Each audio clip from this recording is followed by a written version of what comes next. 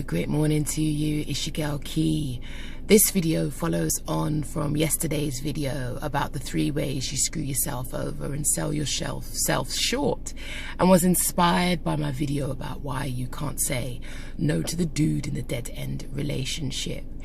And so this video is about why we do it to ourselves, why we sell ourselves short, and why we screw ourselves over.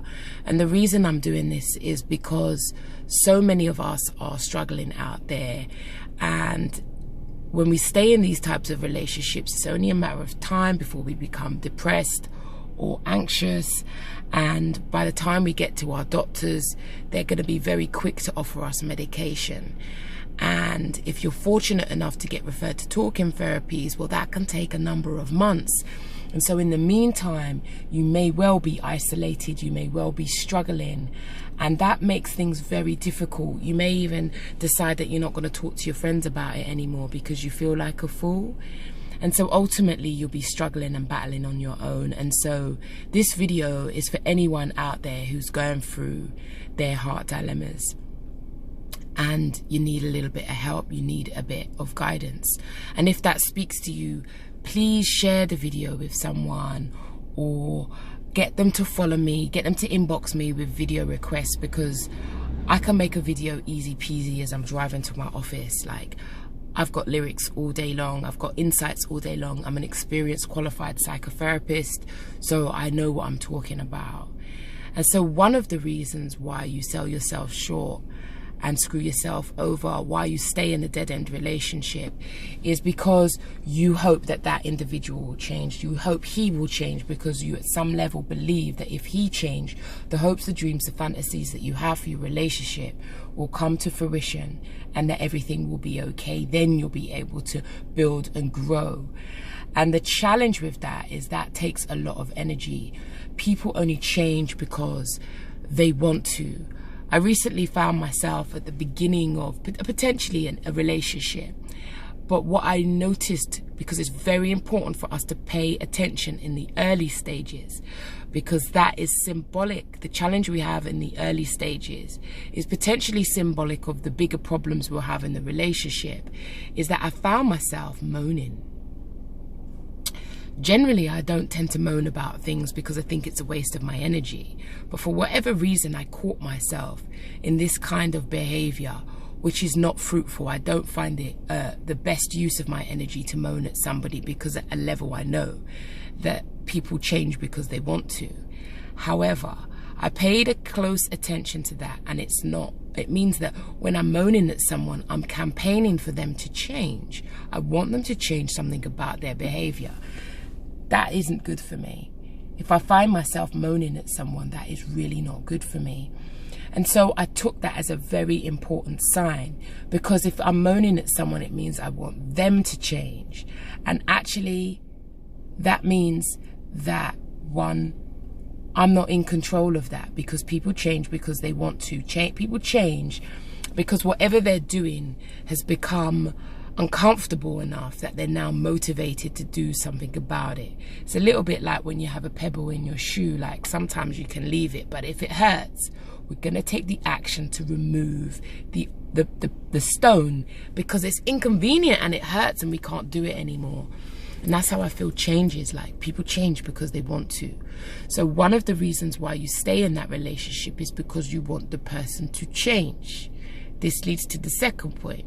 If that person changes, then you don't have to. So when our energy is consumed with moaning to Fred about what he's done here and what he's done there, it means that we don't have to take responsibility for ourselves, because we don't have to change. That's why so many of us stay in these relationships, because we think if we can get that person to change, things will be okay. And ultimately, if we're campaigning for someone to change, we don't have to do the work on ourselves. So ultimately, at an unconscious level, you're trying to find a shortcut. You're trying to make man Project X, and actually you need to be Project X, because you're the only person who you can change. So if you're curious about this, if you want to understand more, then check out my book. Go to my bio. I have a book called Why Love Hurts and Why Self-Love is the Key. There you'll find out why you ultimately want someone else to change, because it means that ultimately you don't have to do the work on yourself. And the last reason why you'll stay in dead-end relationships is because you don't know your worth, you don't know your value. And because you don't know your worth and you don't know your value, you're campaigning for someone else, for Fred, for Bob, for Derek to know your worth. And that's why you use your energy trying to change that individual. Because again, it means that you don't have to take the steps that mean you honor yourself. I mean, the true reality is we have to treat ourselves like we matter. We have to treat ourselves like we matter. And ultimately, we spend a lot of our time making other people feel that they matter. And in the end, this only hurts us.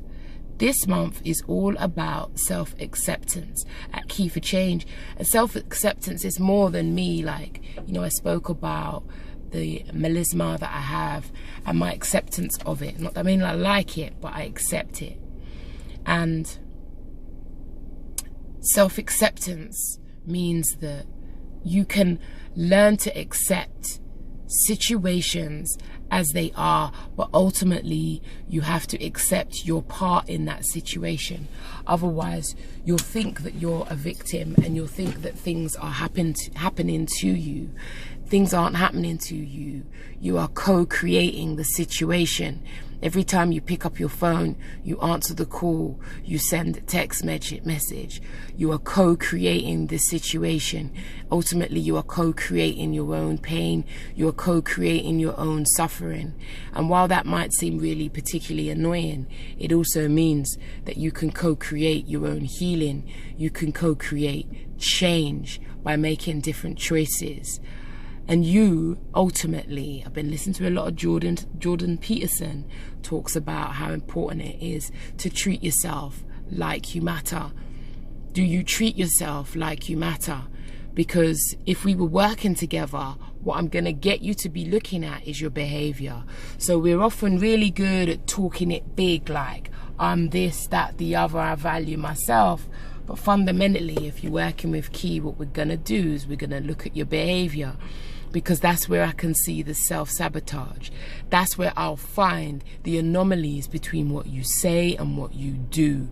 Because that is the key to start to notice that actually I say this, that, the other about me, but ultimately your behavior is where you screw yourself over. Because you need to start to look at your smartphone. You need to look at how you operate in your phone, who you have near you, who you allow next to you, who you give your energy to, because everything is energy. And when we're using our energy out there, it means you don't have to do the introspection. And so ultimately, and people don't like this, if you stay in a dead-end relationships, at some level it serves a purpose that might be physical. You might want to get your freak on. But beyond the sex, beyond the intimacy, it serves a purpose for you. And that may mean, and if you don't know what that means, then you need to do the inner work. I can support you to do that.